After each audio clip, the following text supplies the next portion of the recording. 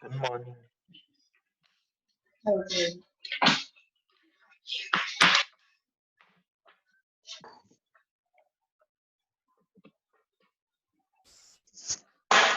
Is your English teacher? Good morning.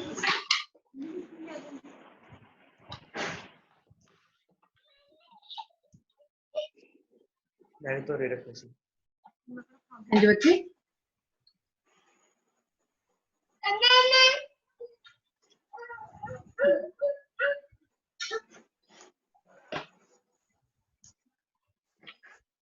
Good morning ma'am. Good morning बेटा। Ma'am कल वाला lecture आपने upload नहीं किया? मुझे ना याद नहीं रहा, तुम लोगों ने किसी ने मैसेज भी नहीं किया मुझे। मैं आज कर दूंगी, परसों का भी, कल का भी और आज का भी, तीनों अपलोड कर दूंगी। ओके।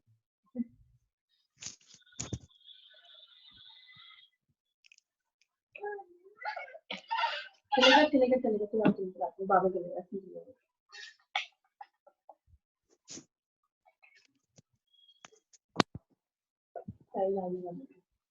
छोटी बेट करके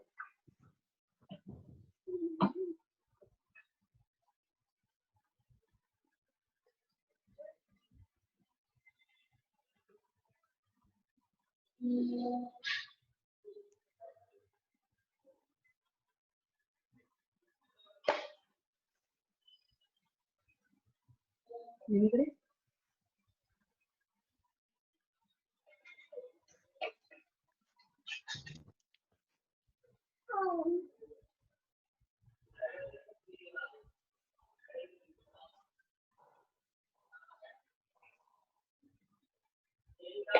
हाँ जी संचित।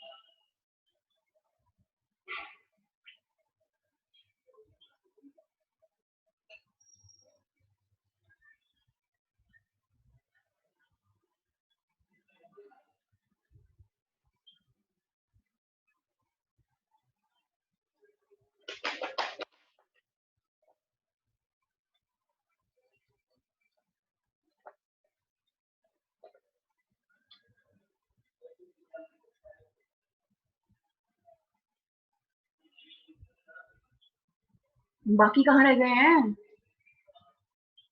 2 मिनट और वेट करते हैं, फिर क्लास स्टार्ट करते हैं।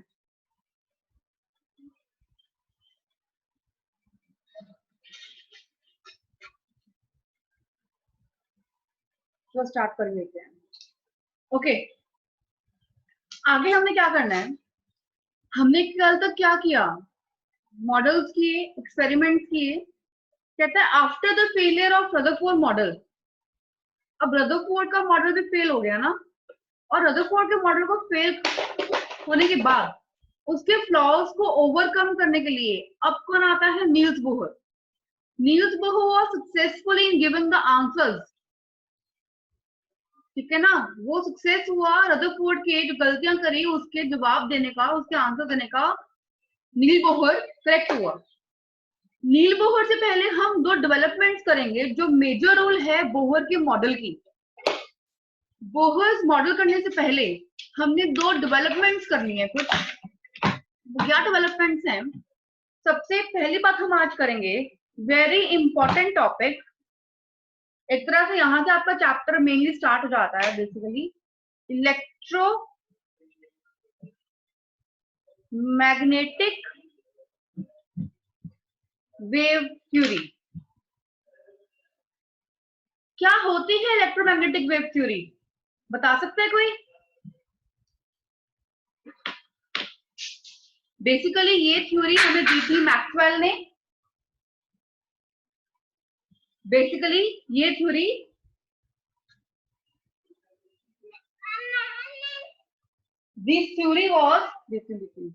this theory was put forward by James Clerk Maxwell in 1864। Basically ये थ्योरी जेम्स मैक्सवेल ने दी थी। अब ये थ्योरी क्या कहती है? इलेक्ट्रोमैग्नेटिक वेव थ्योरी बहुत इंपॉर्टेंट थ्योरी है, सुनना ध्यान से और समझना। अच्छा, तुम लोगों को पता ही है, सपोज कोई हीटिंग रॉड है या बल्ब है, फिलामेंट ऑफ बल्ब है ना, जब उसमें से इलेक्ट्रिसिटी पास होती है तो वो क्या करता है? एनर्जी एमिट करता है ना। मीन्स किसी भी सोर्स से जब एनर्जी एमिट होती है, ठीक है, जैसे कि मैंने हीटिंग रॉड ले लिया, गरम गरम रॉड ले ली, तो उससे क्या होता है?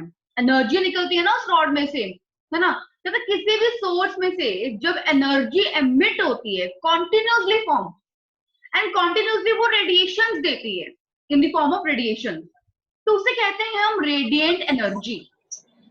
देखो, वो कहता है किसी भी सोर्स से जब एनर्जी कॉन्टिन्यूसली एमिट हो, ओके, किसी भी सोर्स से कॉन्टिन्यूसली एनर्जी एमिट हो रही है, but in the form of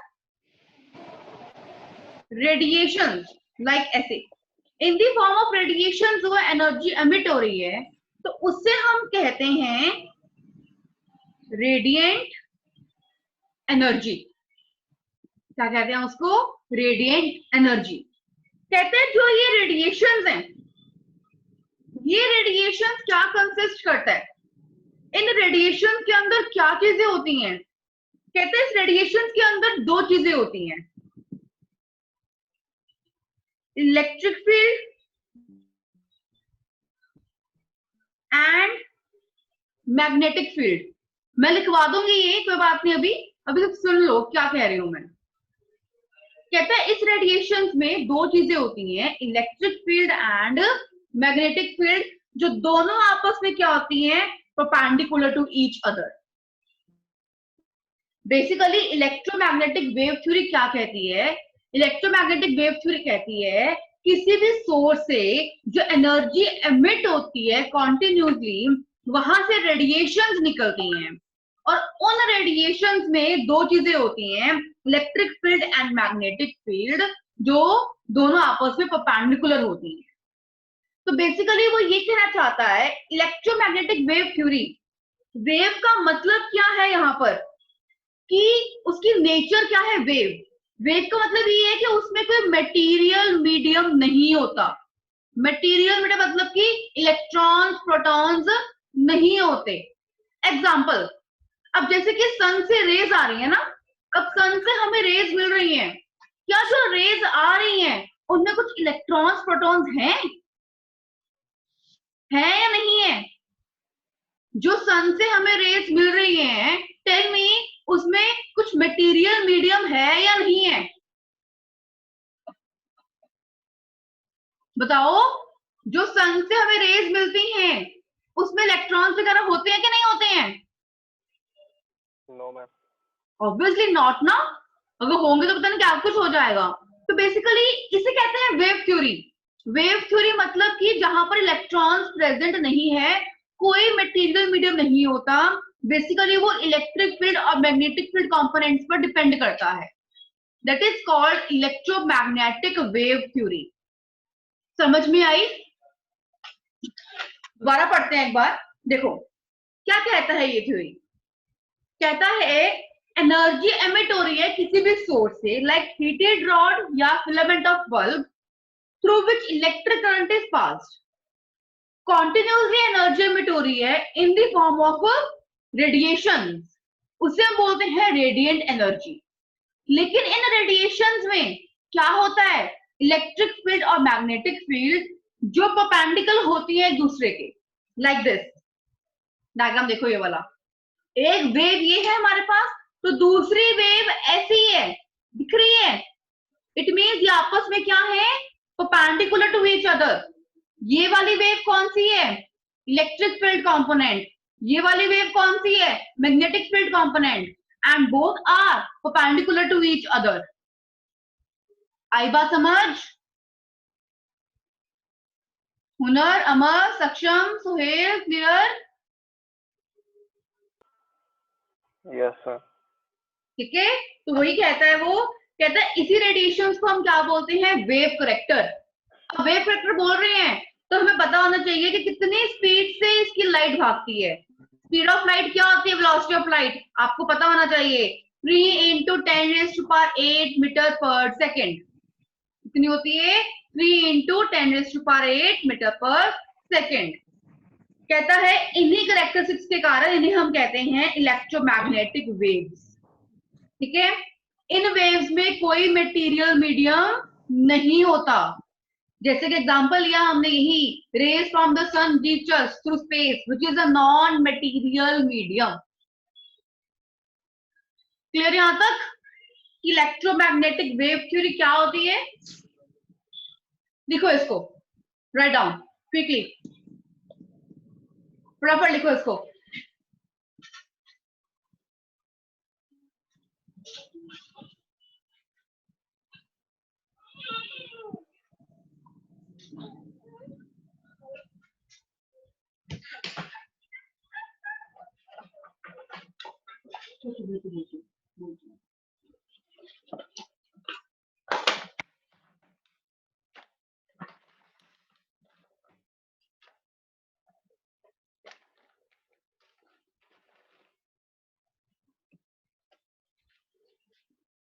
write down.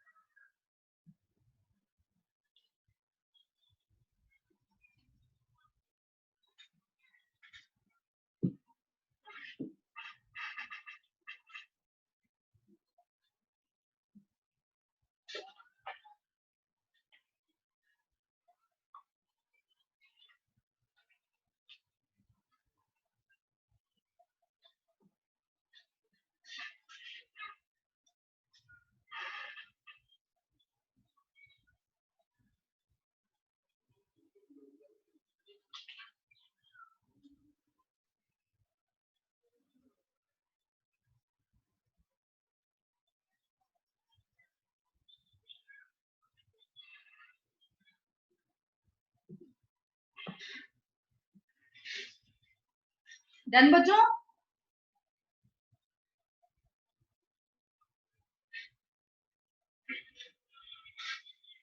अच्छा लिसन, इस सैटरडे तुम लोगों का टेस्ट होगा ऑब्जेक्टिव, क्योंकि इतना पार्ट नहीं हुआ है कि हम सब्जेक्टिव टेस्ट ले सके। मैंने ऑब्जेक्टिव टेस्ट डाला है जस्ट 10 क्वेश्चंस ओनली। ठीक है, 10 क्वेश्चंस डाले हैं ऑब्जेक्टिव में, सैटरडे को टेस्ट होगा। और सक्षम आप भी टेस्ट दोगे इस बार, ठीक है? Okay ma'am.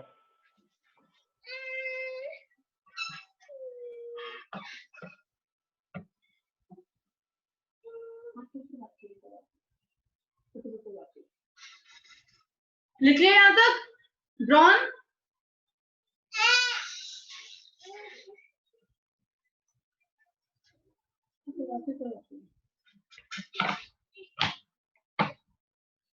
कर दूं पेज टर्न?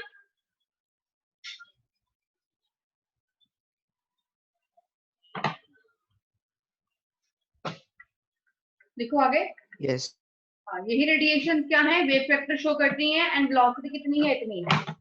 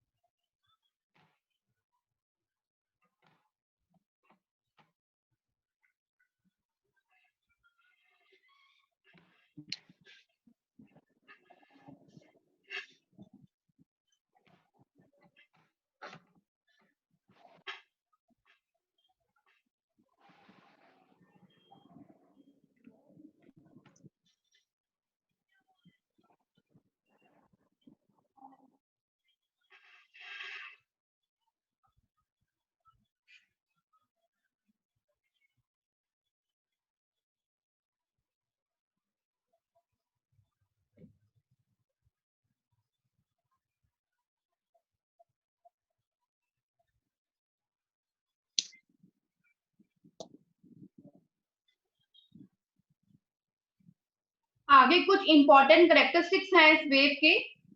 हम पढ़ेंगे वेवलेंथ, जिसे हम लैम्डा से डिनोट करते हैं, फ्रीक्वेंसी न्यू से डिनोट करते हैं, एंड वेलोसिटी सी से डिनोट करते हैं।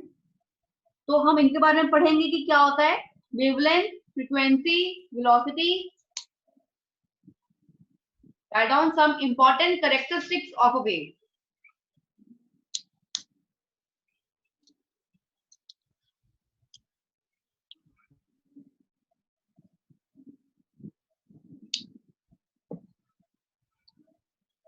डन यहां तक सभी का?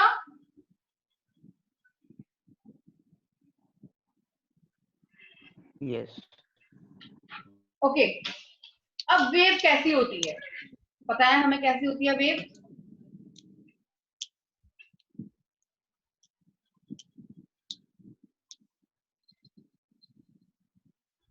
Right, okay, this upper part is called, upper part को हम क्या बोलते हैं? तुम्हें पता होगा। This upper part is called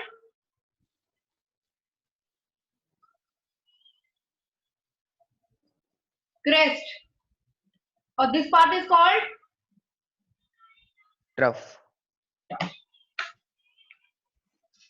right. कहता है दो क्रेस्ट या दो ट्रफ के बीच का जो डिस्टेंस है उसे हम क्या बोलते हैं? लैम्डा, मतलब कि वेवलेंथ। फ्रॉम दिस डायग्राम कहता है दो क्रेस्ट और दो ट्रफ के बीच के डिस्टेंस को हम क्या बोलते हैं? वेवलेंथ। वेवलेंथ क्या होती है? The distance between two nearest crest और two nearest trough is called wavelength. पता ना ये हाइट क्या होती है? दिस इज कॉल्ड एम्पलीट्यूड, जिसे कहते हैं हम एम्पलीट्यूड। तो राइट डाउन, ये डायग्राम ड्रॉ करो कि ये क्रेस्ट होता है, ये ट्रफ होता है, और distance between two nearest crest and nearest trough is called wavelength.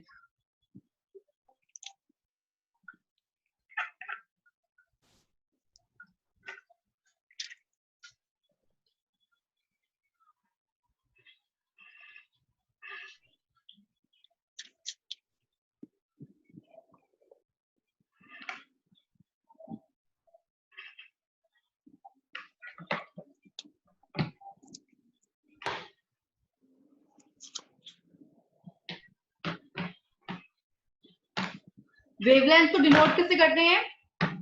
It is denoted by lambda, lambda amplitude, LAMBD, lambda, and is measured in terms of centimeter, angstrom, micron, nanometer. इन सब में इसको major किया जाता है। और जो मैंने नीचे लिखा है वेरी इंपॉर्टेंट टू लर्न, ये आपको आना, लर्न आपको इंपॉर्टेंट है बहुत।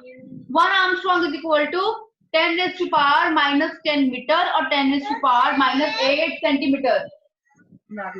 1 nanometer is equal to 10 raised to power minus 9 meter or is equal to 10 raised to power minus 7 centimeter.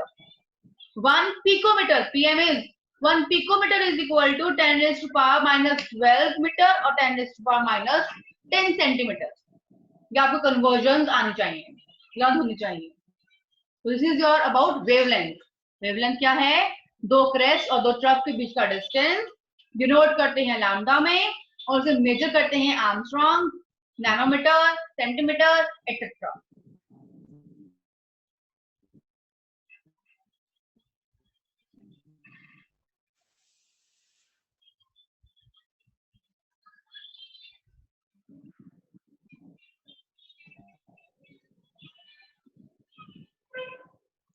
Disconnect क्यों हो गया था? चलो कोई नहीं. ओके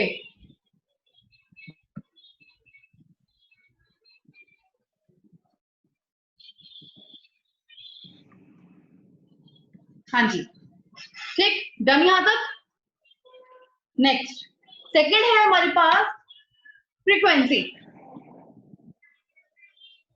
बताओ फ्रीक्वेंसी क्या होती है?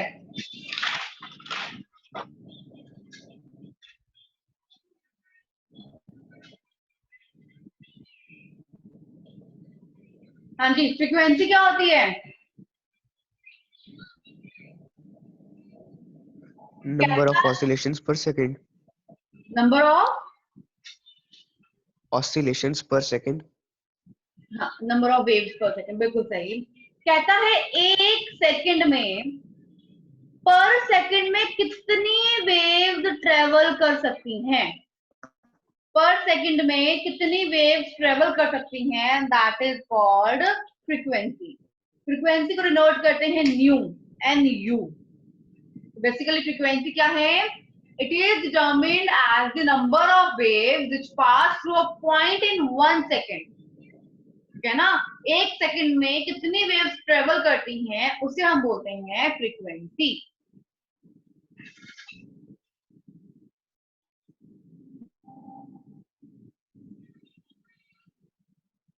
So basically it is denoted by symbol nu and is expressed in terms of cycles per second or hertz.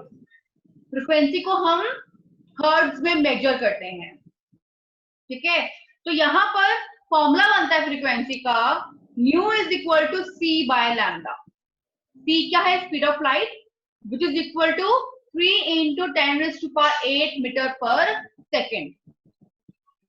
ठीक है, और भी क्या होता है? And frequency is equal to reciprocal upon time period. तो 1/t. t क्या है? टाइम. क्लियर? फ्रीक्वेंसी.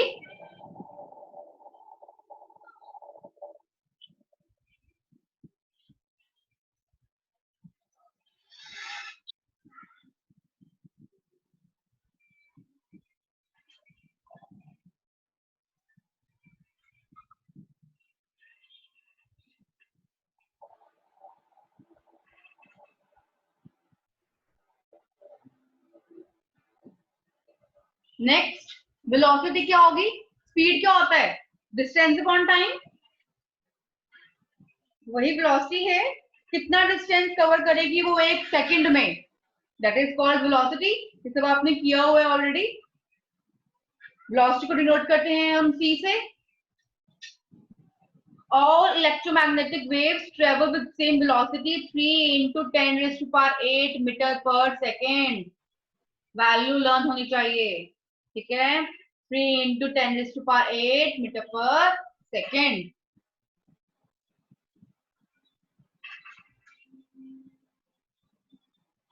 वेलोसिटी क्या है? It is defined as distance covered in 1 second by the wave. It is denoted by the letter C. सारी waves travel करती हैं same velocity से 3 into 10⁸ metre per second.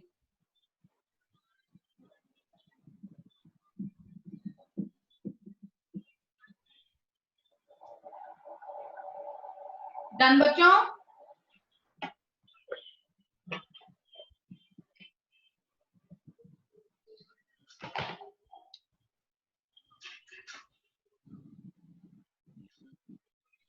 Can I turn the page?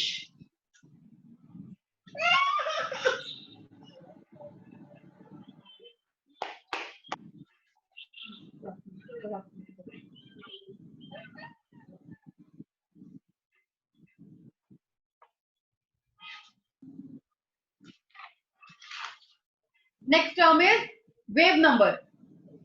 Fourth term. Wave number क्या होता है?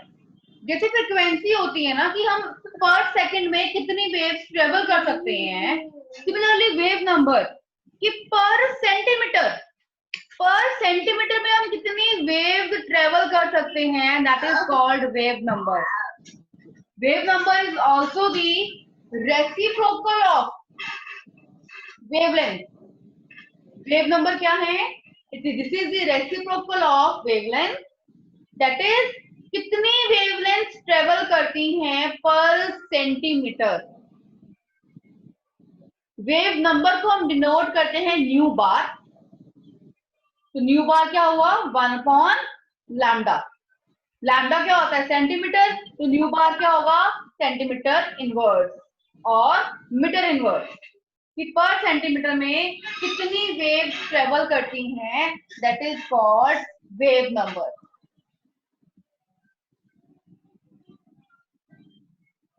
ये फॉर्मूले आपको लर्न होने चाहिए. न्यू बार वेव नंबर क्या होता है? 1/लैम्डा. एंड न्यू क्या होता है? C/लैम्डा.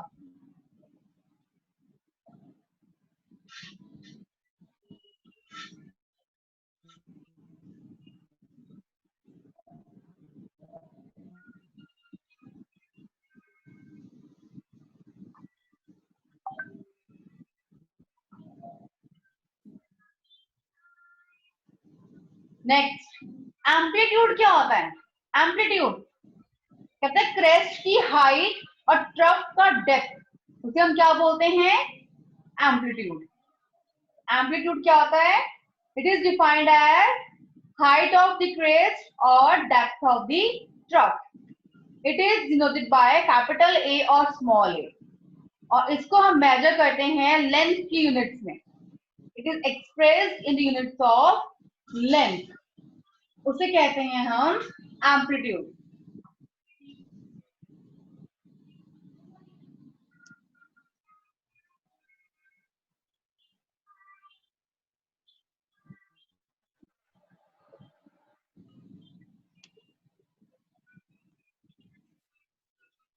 Your last term is time period.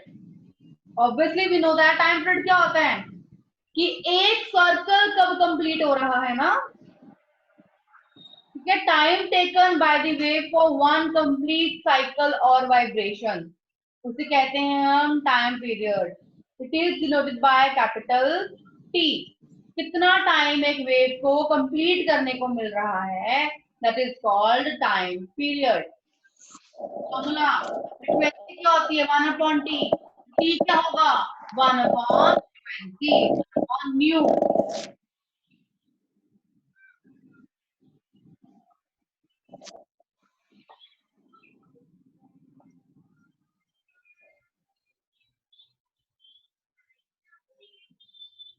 Formula becomes is the reciprocal of frequency, therefore time is equal to 1/nu.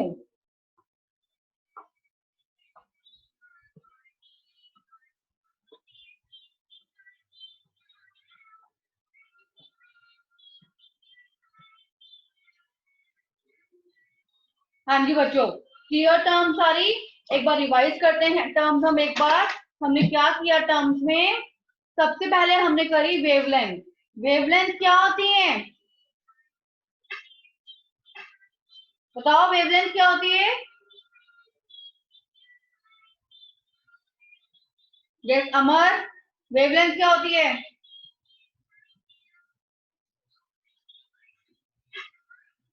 दो क्रेस्ट और दो ट्रफ के बीच के डिस्टेंस को हम क्या बोलते हैं? Wavelength. That is lambda. Right. इसको मेजर किसमें करते हैं? Angstrom. 1 angstrom is equal to कितना सेंटीमीटर? 10⁻⁻10 और 10⁻⁻10 metre, 10⁻⁻8 centimetre. 1 nanometre is equal to कितना मीटर? नैनो कहाँ है ना, 9, 10⁻⁻9। 1 picometre is equal to 10⁻⁻12 metre. Okay, second हमने की फ्रीक्वेंसी कि पर सेकंड, एक पॉइंट से पर सेकंड में कितनी वेव्स ट्रेवल करती हैं, that is called frequency. Denote करते हैं इसको nu. Nu is equal to, formula क्या है? न्यू इज इक्वल टू, बोलो भाई, lambda c C by upon lambda lambda. C क्या है? no speed of light light कितनी? 3 × 10⁸ मीटर पर सेकेंड। राइट, आगे वेव नंबर। वेव नंबर क्या है? Reciprocal of wavelength, nu bar is equal to 1/λ। ठीक, time period कितना circle वो एक बारी में कंप्लीट कर रहा है ना, तो टाइम पीरियड क्या होता है? 1/ν। ये टाइम पीरियड है 1 सर्कल, यहाँ तक। This is your time period ना, कि एक साइकिल वो कितने टाइम में पूरा करता है, that is your time period. Clear बच्चों यहाँ तक सभी को? राइट, चलो Yes, sir. आज का लास्ट काम,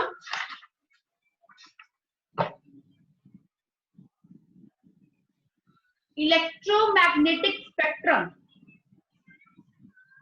क्या होता है इलेक्ट्रोमैग्नेटिक स्पेक्ट्रम? कहता है जो रेडिएशंस हैं, इलेक्ट्रोमैग्नेटिक की रेडिएशंस हैं, अब वो किस बेस पर उसकी वेवलेंथ और फ्रीक्वेंसी है। अभी हमने फॉर्मूला क्या पढ़ा? हमने फॉर्मूला अभी पढ़ा nu is equal to c by lambda. अगर फ्रीक्वेंसी ज्यादा है तो वेवलेंथ क्या होगी? कम। अगर फ्रीक्वेंसी कम है तो वेवलेंथ क्या होगी? ज्यादा। मीनिंग क्या है? Vice versa. तो वो कहता है ऑर्डर ऑफ देयर इंक्रीजिंग और डिक्रीजिंग वेवलेंथ और फ्रीक्वेंसी, कि जो चार्ट बन रहा है बेसिकली कि किसकी वेवलेंथ डिक्रीज कर रही है, किसकी वेवलेंथ इंक्रीज कर रही है, उसे हम बोलते हैं इलेक्ट्रोमैग्नेटिक स्पेक्ट्रम। जैसे कि ये है, ये आपका स्पेक्ट्रम है पूरा बना हुआ, दिख रहा है स्पेक्ट्रम? ये दिख रहा है सभी को? तो सबसे पहली कौन सी रेज आती हैं? Cosmic rays. ये आपको लर्न होनी चाहिए, कंपटीशन में ये आ जाता है कि लाइन वाइज ऑर्डर में लगाओ और बताओ पहली रेज कौन सी है। डिक्रीजिंग फ्रीक्वेंसी में लगाओ या इंक्रीजिंग वेवलेंथ में। ऐसे फ्रीक्वेंसी डिक्रीज कर रही है और ऐसे ही वेवलेंथ इंक्रीज कर रही है। तो फर्स्ट इज कॉस्मिक रेज, फिर आगे वेवलेंथ इंक्रीज करती है gamma rays, then x rays, then ultra violet rays, और फिर बीच में एक पार्ट आता है विजिबल पार्ट, ठीक है, जो हमें दिखाई देता है। कौन सा? विबग्योर। याद है ना, हमें रेनबो दिखाई देता है ना, तो विबग्योर। फिर आता है इंफ्रारेड रेज, माइक्रोवेव्स, एफएम और AM radio waves, then long radio waves. इसके ये फ्रीक्वेंसीज या वेवलेंथ लर्न करने की जरूरत नहीं है, सिर्फ ये लर्न करना है कि रेज कौन कौन सी हैं। अगर इंक्रीजिंग ऑर्डर में लगाएंगे, सबसे पहले कौन सी रेज आती है? कॉस्मिक रेज आती है, और फिर कौन सी रेज आती है? गामा रेज आती है, फिर कौन सी आती है? एक्स रेज आती है, फिर अल्ट्रा वायलेट आती है, और फिर विजिबल आती है। अब सुनो मेरी बात, विजिबल है विबग्योर, और यहाँ पे आपको क्या लर्न करना है कि विबग्योर में विजिबल वेवलेंथ कहां से कहां तक है? 380 नैनोमीटर टू 760 नैनोमीटर। ये भी एग्जाम में पूछ लिया जाता है कंपटीशन में। कि विजिबल वेवलेंथ कितनी कहां से कहां तक होती है। 380 नैनोमीटर टू 760 नैनोमीटर। समझ में आ रही है बात मैं क्या बोल रही हूँ? हुनर, अमर, सक्षम, संचित, सुहेल, Yes, ma'am. संचित,